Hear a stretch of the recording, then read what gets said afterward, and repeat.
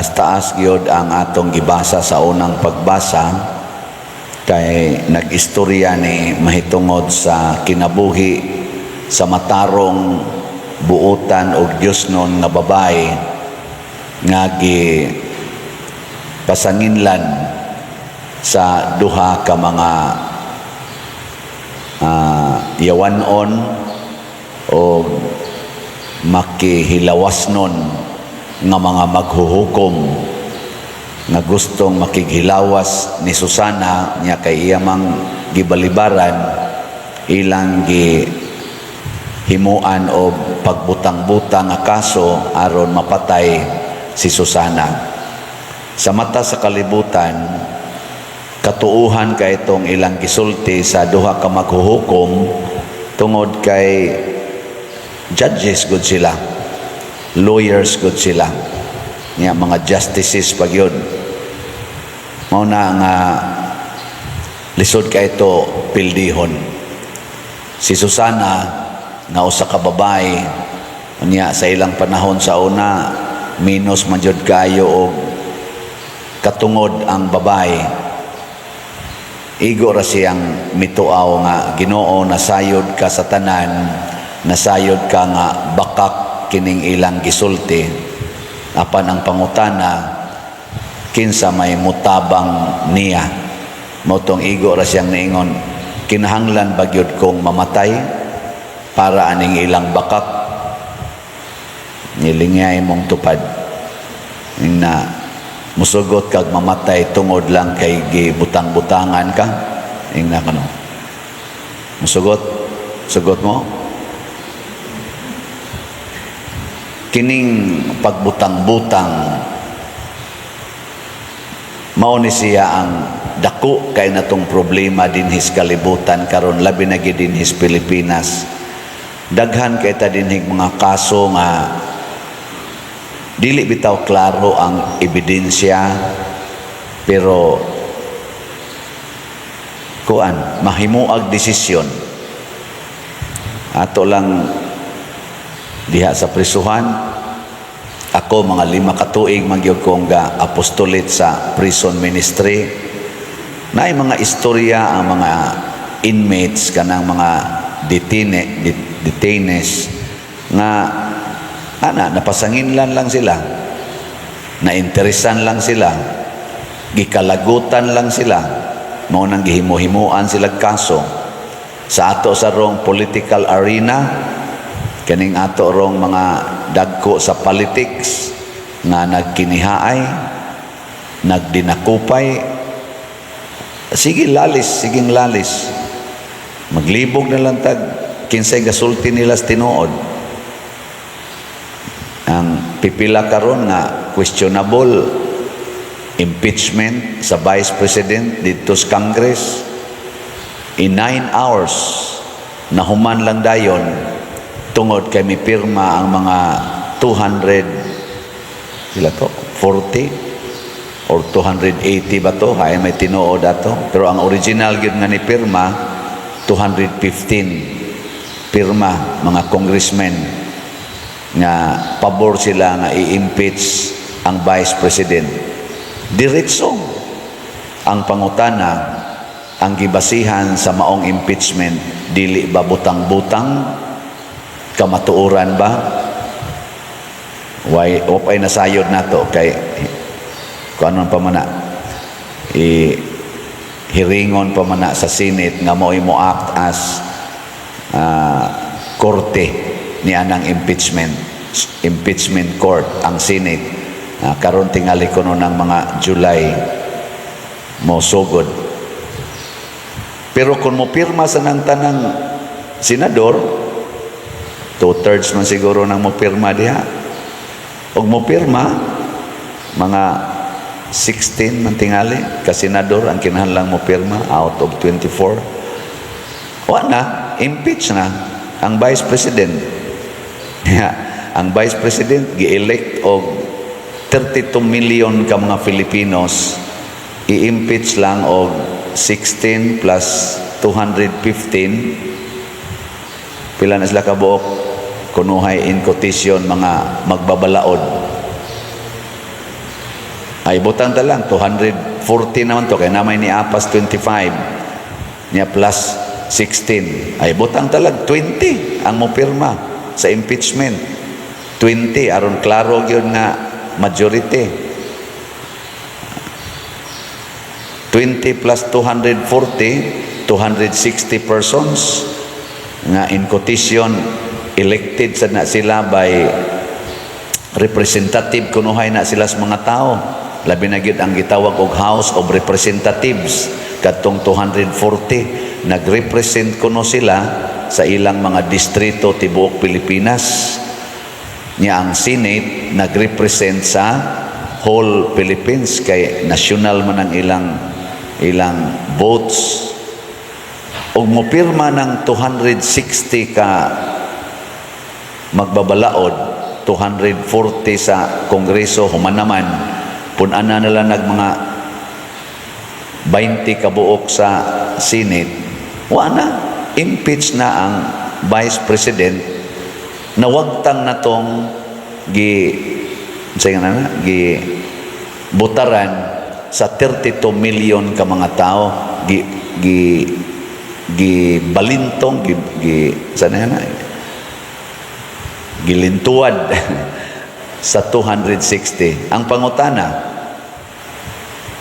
kinsa may atong saligan ang 32 million o ang 260 ka persons si Susana na ang iyang mga paryente daghan sila dito gakuyog na naghilak hastang iyang mga katong iyang mga binatunan ba katong iyang mga sulugoon na naghilak kay first time sa kinabuhi ni Susana nga gipasanginlan siya ingon ana nga naay laing laki nga iyang kasugat dito sa tanaman nga nang laki siya first time kay purti niyang buotana Diyos nun pagyud kaayo gikas iyang pagkagamay hangtod pagkaminyo na niya buutan gyud kay siya hastas iyang mga anak buutan kay siya hastas iyang bana pero tungod lang aning duha ka buok animal kaayo mga judges mamatay na siya moto nga nituaw siya ikaduhang atong suwayan og apply kaning pagkapriso ni President Rodrigo Duterte ngadto sa ICC karon pirmahan ra ni sa korte sa ICC nga dunay arrest warrant gipasa ngadto kuno sa Interpol unya ang Interpol mao ining instruct sa Philippine government ug ang Philippine government pinanguluhan sa atong police officers mi arrest ni President Duterte and less than 24 hours na materialize dayon ang arrest o na padala dayon si President Duterte o na priso karon dito sa ICC nga prisuhan sa The Hague. Ang pangutana kinsa may nagtugas tinuod ani karon ang mga tao nga nagsige og rally tibuok Pilipinas hasta ngadto sa laing nasod mga OFW baga ang panon sa katawhan millions of them na nagrally nga nagsigig ingon nga ibalik diri sa Pilipinas si Tatay Digong o ang kining pipila nga mga lawyers sa ICC o sa ato dinhing Philippine government nga nagsigig ingon kinahanglan anha ginadiha ibutang si former President Rodrigo Duterte. Pila ra ni sila kabuok gatong iphon wa ginilitingan sa kabut og 100 kabuok kining mga lawyers in quotation nga nag file og kaso nga gitawag og crime against humanity. Nya ni ay millions of Filipinos here and abroad nagsigig ingon ibalik nga ris Pilipinas si Rodrigo Duterte. Kung inyo mang hiringon, inyo mang prisuhon, diri maghiring sa Pilipinas, ginamit ang korte sa Pilipinas o prisuhan sa Pilipinas. Pero naay pipila nga niingon diha gid na sa ICC ibutang og diha desisyonan ang iyang kaso. Kinsa maron ani nila ang nagsultis tinuod og kinsa may namakak. Gilinga imong tupad. Ing nakasulbad ka na. Nakasulbad ka. Kini lang usang duha. Naapay daghan karon nga gipangsulti diha sa atong gobyerno o sa atong nakita dinhi sa atong palibot nga usahay makapangutana tag kinsa may nagsultis tinuod. Dinhi sa kalibutan mga igsoon kasagaran mudaog yun ang bakak. Mudaog yung bakak. Dinhi sa kalibutan ba? Muna si Jesus wasad siya ilha sa mga Hudiyo og niingon si Jesus di gyud mo kailan nako kay di man mo mutuo nako. Kani manggong reason mao ni siya ang gamiton sa legal proceedings. Rason. Ang rason mubase na sa mga sa nagsulti, sa mga witnesses o sa mga evidences. Mo na ang rason. Wa gani ebidensya, dili gani credible ang witness, dili ka kadaog sa kaso. Ang gusto ni Jesus aron makailata niya ug makatugkad tas kamatuoran, mogamit gid ta og pagtuo og Dios nung kaalam, divine wisdom niya, faith. Mao na si Daniel kaning propeta nga batan-on, siya iniingon nga di ko mo apil anang kamatayon anang babayhana kay namakak na sila. Kinsa may nagsulti ani ni Daniel, dili ang ilang balaod kung dili ang enlightenment sa Holy Spirit. Kana bang maminaw ta sa Ginoo. Matugkad ra din natong atong mga puzzles karon, mga legal puzzles sa atong nasod kung maminaw ta sa Ginoo. Kana bang ang atong kasing-kasing muabli nas kamatuoran. Sige, pangutana sila si President Bongbong Marcos, sila si General Torre, si General Marvel, si Rimulya, si President Duterte, si Sara Duterte, ang mga congressmen. Pangutana ang inyong kasing-kasing in front of God who knows everything, who can evaluate the deepest chamber of our being with all sincerity. Pangutan na inyong kasing-kasing, nagbutang-butang ba mo o naghimo mo sa kamatuoran? Kita mangutana sa ta. Hasta ning nagsuporta ni President Sara o Vice President Sara o ni President Duterte, ato sang pangutanon kining atong rally-rally, kining atong pagsigig tigom-tigom, unsa man ni gibase ni sa Dios non nga guidance o ato ra gining pakita nga daghan lang gid ta. Nana ba? O kamo sa dihang gasigig saway ani pangutan asad inyong kaugalingon. O unsa may mga parameters, pipila ka mga parameters para masayod ta nga ang Dios nung kamatuoran mo'y atong gisunod. Una, maghatag gid na og kalinaw. Basta sundon gid nato ang Dios nung pamaagi na agyoy kalinaw, magmalinawon. Ilingay mong tupad. Ing na malinawon ra imong kinabuhi ron. Nagkagubot gid ang imong kinabuhi sa ato pa namakak ka, nagsigi kag pamakak. Oh, ana. Bisan pag dato na kay kastanan nya wa kay kalinaw, ikaw mo'y kinadak-ag ranggo, presidente ka, senador ka, congressman ka, gobernador ka, daog kas eleksyon, landslide, pero tikas di ay, wa jud kay kalinaw.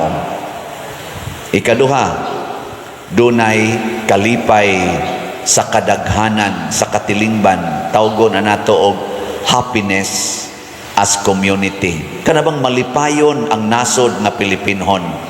Kumusta mang atong nasod ron, malipayon o magulanon? Tubag. Kanang mga desisyon nga iyas Ginoo maghatag ginagkalipay, mo na ang mga tao diri namakpak paghumas desisyon, pagka resulta sa desisyon ni Daniel, namakpak ang mga tao og nagdaig sa Ginoo. Pero ini kahuman sa desisyon, mahugno gani, managhilak ang mga tao, yawan o na nga desisyon. Pagdesisyon nga impeach na sa Congress si Vice President Sara, sa inyong obserbasyon, ang kinabag-ang mga Pilipinos na makpak bas kalipay? Sa desisyon nga dad-o na nga tos ICC si og dito na gyud nadaan na gyud si President Duterte, ang kinabag-an sa atong nasod nga Pilipinhon na makpak bas kalipay og nagdaig sa Ginoo. Kamo na lay tubaga na. Anong ato pa man ang ipasa sa korte, nakamao naman tang mo observe. Sa ato pa ma-determine na nato Diyos non ba ni o yawan on ba ni nga desisyon. Ug ang ikatulo, mahunong ang mga sala sa katilingban. Kining desisyon nga Diyos nun, mga igsoon, makapahunong sa di sa sala. Sama aning duha ka lawyers, kaulag, ana nga matay gid ang sala sa kaulag, diha nila. Napulihan sa kauaw tungod sa ilang binuhatan. Mamatay ba?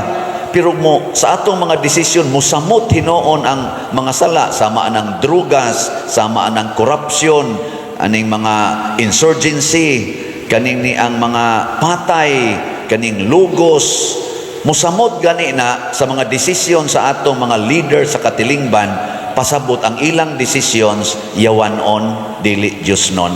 Pero mahinay gani ni, muhilom gani ni, nya muhinay na kaayo ang ilang operasyon aning mga sala nga katilingbanon, pasabot ang mga leaders naghimog desisyon nga Diyos non.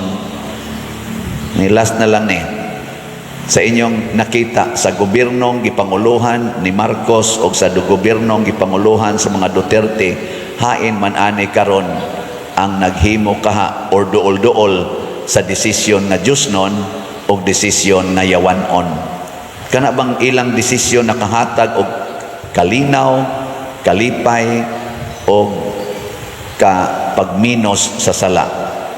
Niining eleksyon karong umaabot, pilio nato tong team nga nakabuhat og duol-duol sa Diyos non nga desisyon sa kinabuhi. Isalikway nato ang kining mga team nga naghatag og mga yawanon nga mga desisyon sa atong katilingban.